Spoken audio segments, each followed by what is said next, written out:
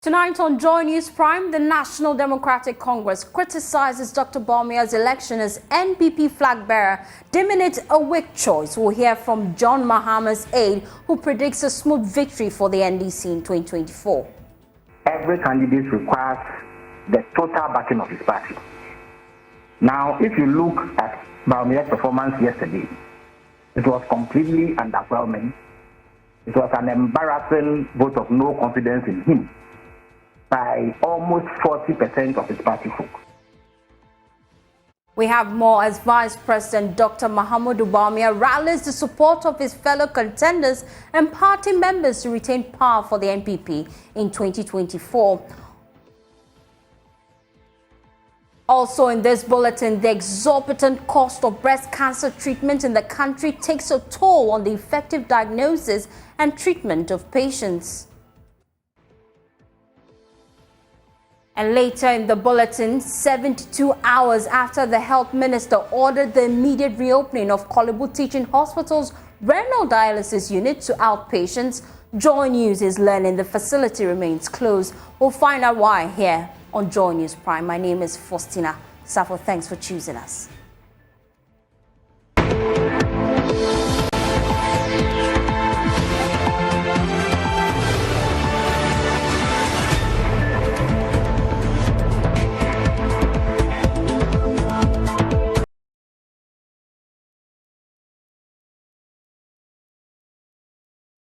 This is your home of independent, fearless, and credible journalism. Let's settle for details now.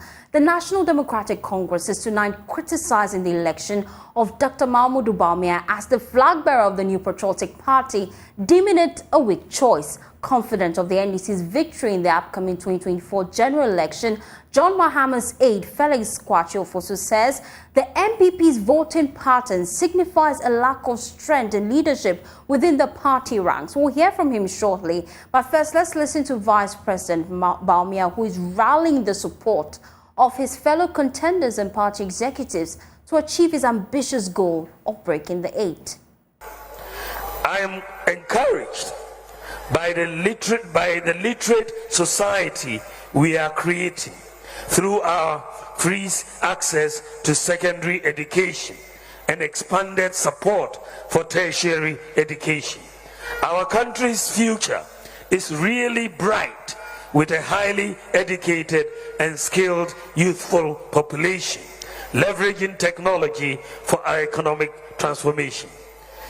Distinguished ladies and gentlemen, I am encouraged by the beautiful diversity of our country, our peaceful coexistence, which respects each other's faith, which unites us and brings all of us together for a common goal of seeing a transformed Ghana.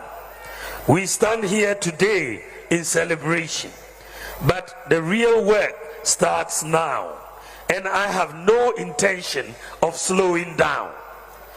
I will get right back to work, sit down with Ghanaians from all walks of life, from civil society and student organizations to young professionals, stakeholders in the business community and religious leadership. The position I seek needs to be earned, and I intend to show every single voter, from the farmer to the financial head, that I am the right man for the job.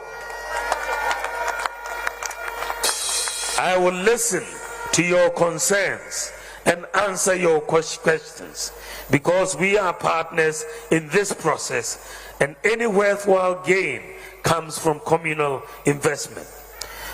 We speak about breaking the 8, but it's important to remember that that's more than just a slogan. By breaking the 8, we break with the culture of complacency. We reject the tacit agreement that power is handed over every 8 years, thereby relinquishing responsibility for the growth of this nation.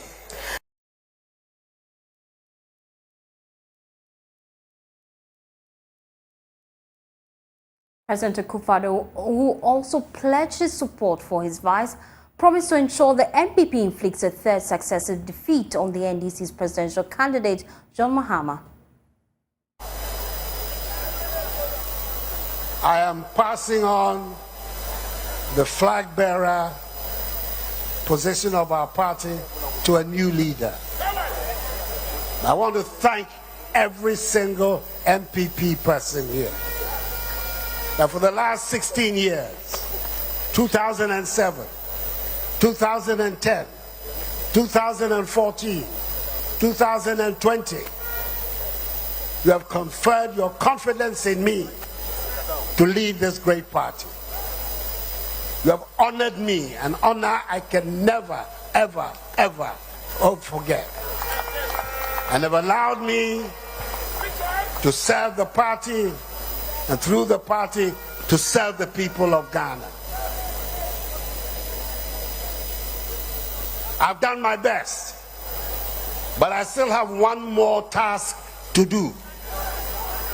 And that is, with all my strength, all my energy, to help the new flag bearer, to help Mahamudu Bawumia win the election of 2024.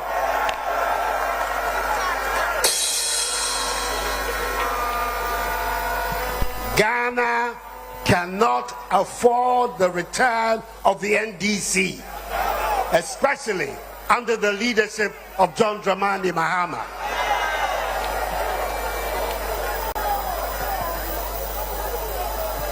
So let's all pull together. We have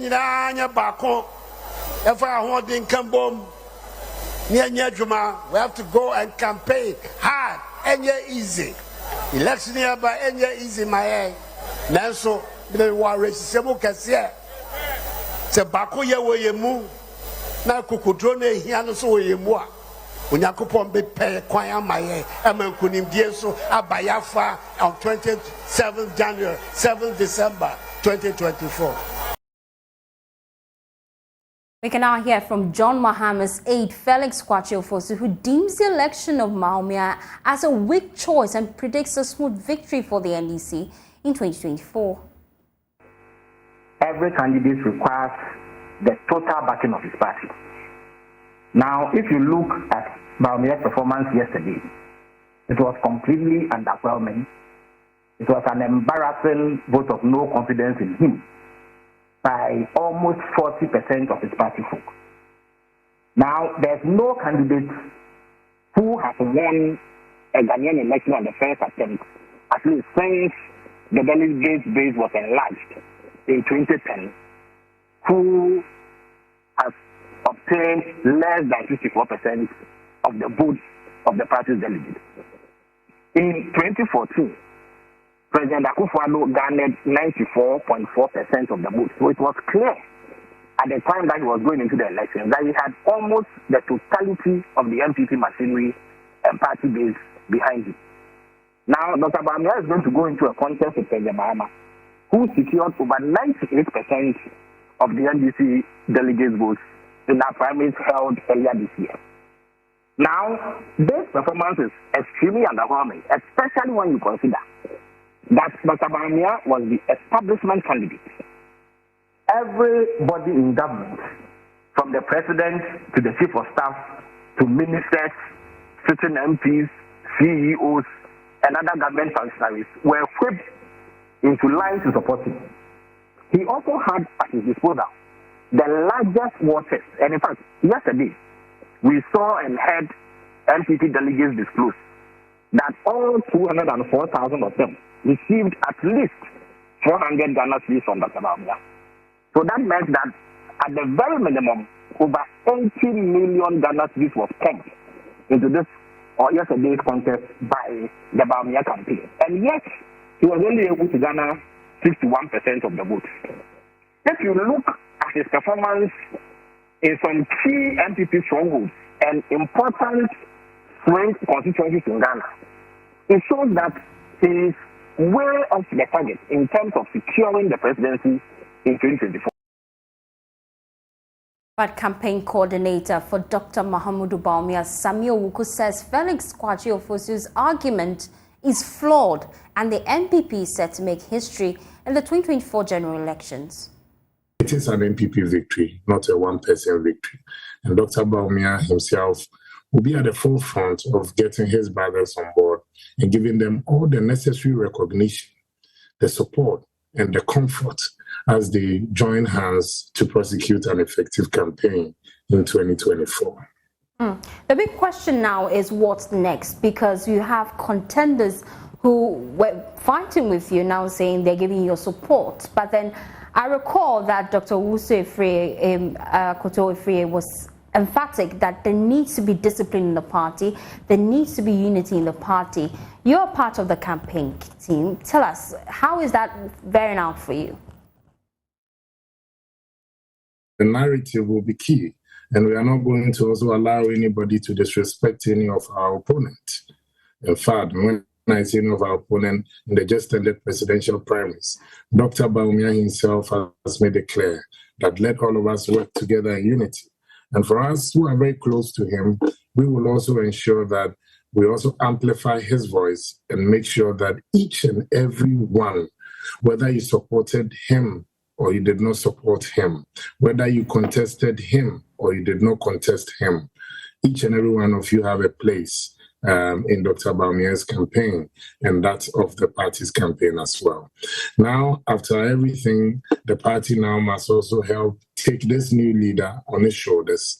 And we are just a small team who help propel this victory of his, but the bigger scale is in the hands of the party, and we work closely with the party for electoral victory. And as I said, we have a well thought out strategy to deliver 2024.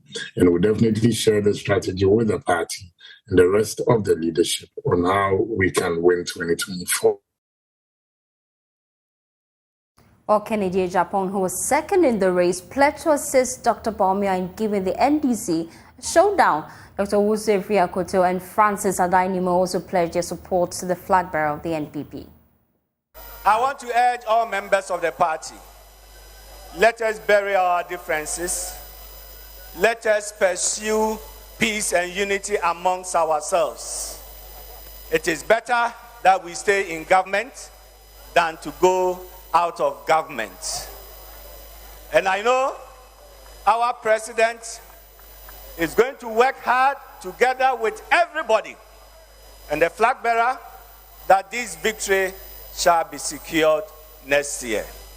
I'm very confident that having worked with the Vice President on all the major institutions of the government for 6 years, that he will lead us to victory come next year, 2024. Dada! I would entreat everyone who has taken a hit in the heat of the campaign. Let's bury all those and pretend that they never happened. And let's get together as one in unity so we can defeat the NDC. Come 7 December 2024. And let's unite this party. With unity, I believe we can break the 8. And that is all I've been preaching for. So I congratulate the Elections Committee, the Police Department, Electoral Commission, and the party members for the commitment you've shown for peace. And I want to assure you, in 2024, the showdown is being translated to NDC.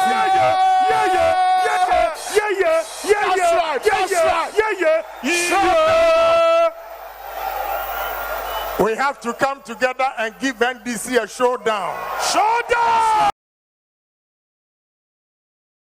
Away from politics now, to help, the exorbitant cost of breast cancer treatment in the country is taking a toll on the effective diagnosis and treatment of patients with the disease.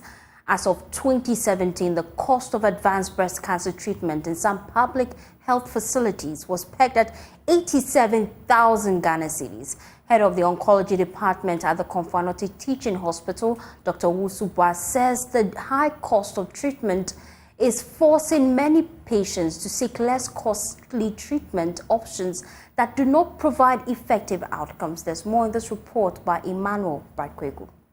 Long, winding queues of both young and aged women seeking free breast cancer screening. Many of them are having their breasts checked for the first time. Reports suggest breast cancer is now the leading cause of female mortality in Ghana, with the country recording 16,000 cases of the disease annually. Out of the number, experts indicate 50% of diagnosed cases result in death. This mainly stems from late reporting of the disease among relatively younger patients as compared to cases in developed nations. Dr. Bewa Osebunsu is the head of oncology department at the Konfanoti Teaching Hospital. On Konfanoti last year alone, out of the 1158 patients that we diagnosed, 351, so there's about 30% of them were breast cancers. That's the new solid tumors, which are cancerous, that we diagnosed. 30% were all breast. And out of this, about 50% of them came in an advanced stage.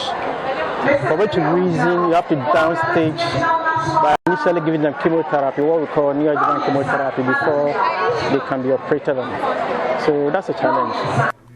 Meanwhile, the high cost of breast cancer treatment is negatively affecting the diagnosis of the disease. There are also challenges with the treatment in terms of the investigation, what we call the stage investigation that needs to be done, and the treatment itself.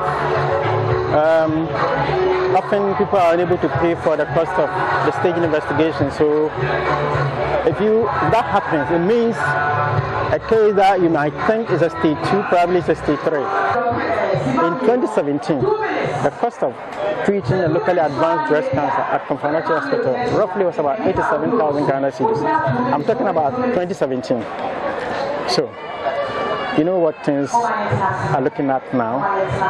So it's really something on my heart that if these young ladies are taught how to examine their breasts, and they do it regularly, we pick them in the early stages. In a bid to create more awareness on the disease, Queen mothers at the Asanteman Traditional Council, students and health professionals throng the principal streets of Kumasi. Queen Mother of Asantemampong, Nana Ejakuma Difie II, is charging other female monarchs to harness their roles to extend awareness. Most of the paramount Queen mothers have courts. Let's use our court. Let's use the clout that we have. Let's use our podium to advocate for breast cancer screening, because that's something we can do as women. It's our responsibility, or it's our rules of engagement. Aside from providing free screening and education, the full cost of treatment will be provided for 50 women diagnosed with the disease. Here's a team of the US-based specialists from Global Access to Cancer Care Foundation. So what our goal is to take away the stigmatism and the fear in going and get screened, right? And we want to make everyone aware, but we also don't want to make them afraid. We want them to feel that they can get treatment if they get diagnosed. So everybody today can get a free screening, and then the first women, the first 100, if they do get diagnosed, we want to offer them full treatment. For JoyNews, my name is Emmanuel Kwakye. Still on breast cancer, the medical superintendent at Adansi North District is calling on government to provide mammograms in hospitals in the Ashanti region to improve breast cancer screening. Dr. Abna Kunedu Yausen observed the lack of mammograms in health facilities is impeding breast cancer screening. There's more in the following report. According to the World Health Organization, female breast cancer became the most commonly diagnosed cancer type in the world. Female mortality in Ghana is on the rise due to late reporting of the disease. Health experts recommend availability of mammograms in all 16 regions in the country to improve cancer detection and screening. Dr. Abena Konedu Yosin is medical superintendent at Adansi North District. So currently we don't have a mammogram, and it is very important when it comes to breast cancer screening. It's expected that after age 40, a woman should have at least 1 mammogram every year. And if you look at in Ashanti region, there are some private institutions that have mammograms. Confanoche has a mammogram. Peace and Love Hospital also has a mammogram. But in Adansi North, we have a newly open hospital. We don't have a mammogram yet, and we are hoping that we'll be able to get one so that we can serve people who need the service. A cancer survivor, Nana Nyantechiwa Amwako Asari, travels from the Ashanti region to Accra every year for her mammogram. She spent more than 2,800 cedis for the annual mammogram. Nana recommends the government increase subsidies on the treatment of the disease. So I'm appealing to the government. I will first of all say we appreciate the fact that now it's all over the world. The government is spending a lot on education, educating the youth and everybody on breast cancer. But my appeal is that he will make the mammogram available. It should come close to us. Now it ain't to me saving life because you detect it and then the mammogram is there to help you live longer. The free mini clinic organized by Anglo Gold Ashanti is to promote frequent screening in its host communities. Emmanuel Beidou is Senior Manager, Community Relations Africa. As part of our health interventions, we have scheduled quarterly health screening and what we call mini clinic, which is an opportunity to bring health care or health service delivery to the doorsteps of our communities. We set up in one of our communities and we provide health screening, free health screening to the people. Through the health screening, what diseases that are detected, which are primary health or primary health care, nature, as how the doctors will term it, receive an immediate attention, and then those that are not able to receive immediate attention are referred. For Joy News, Anita Sewa Ajogan reporting. Well, it's been 72 hours since the health minister ordered the immediate reopening of Korle Bu Teaching Hospital's renal dialysis unit to outpatients, but JoyNews is learning the facility remains closed. Sources at the hospital say some measures have to be put in place first before the reopening can be done. A 4 million Ghana cedis debt compelled the hospital to close its doors to outpatients since May, a situation the Renal Patients Association says has led to the death of 19 of its members. Kojo Boafo is president of the Renal Patients Association.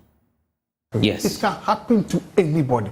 Now, kidney is no more whether you drink alcohol or you don't drink alcohol. It can happen to anybody to come to this stage. So we are just begging them. We are pleading with them. They should consider us. They should do something about it. There's nothing. And like I said yesterday when the news came, I was going for my lab report at Korle Bu. I went there, I went through, and nobody doesn't want to talk. All that they hear that you're also waiting for instructions from above before they can do anything. The instruction they have there, they're supposed to do the ward cases and that of the emergency. If they don't have, they cannot do anything. They are just waiting for instruction from above. Maybe start with the OPD, then they will start. If there's no instruction, as I was even coming to this studio, I called a friend. He said, oh, still, they've not heard anything. So what are we doing? But what can we do? We can only appeal to the government that we are begging them. They should do something about it. Well, the issue came up on the floor of Parliament on Thursday, and there was a bipartisan call for the facility to be opened.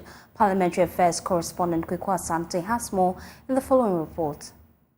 A frantic appeal to the Korle Bu Teaching Hospital to reopen the OPD of its renal unit to save lives. Already, the Renal Patients Association says a dozen of their colleagues have died following their inability to access healthcare services. According to Minority Spokesperson on Health, Kwabena Minta Kando, government must intervene to get the facility reopened immediately. Parliament as a whole should be deeply concerned about the persistent closure of the renal unit outpatient department at Korle Bu Teaching Hospital. This situation has far-reaching implications for the well-being of dialysis patients in Ghana and raises serious questions about the commitment of government to transparency and accountability in our healthcare institutions. In the initial case of the facility's closure, was attributed to scarcity of essential medical consumables required for dialysis. When dialysis medical consumables were finally procured, the service saw an unprecedented increase in fees from 380 Ghana cedis to 765.42. The Minister of Health and the hospital administration must, as a matter of priority, address this situation. The denial of essential healthcare services is a severe violation of patients' rights and a breach of public trust. We implore the government to work diligently with the hospital to rectify this situation and uphold its commitment to providing accessible and affordable healthcare service to all citizens. The paramount objective must be the prompt reopening of the renal unit outpatient department and the provision of essential subsidies to ensure that healthcare services are accessible and affordable for all citizens. This call has found support from the majority leadership. I fully associate myself with the call for the minister to be programmed to appear. That is something we cannot compromise on. He must appear. And especially in a matter about the lives of our citizenry, we can't take for granted. It can happen to any of us. And so I'm fully associated with that call. It's about the lives of our people. Whatever it takes, he must appear. We must program him to appear and to brief us.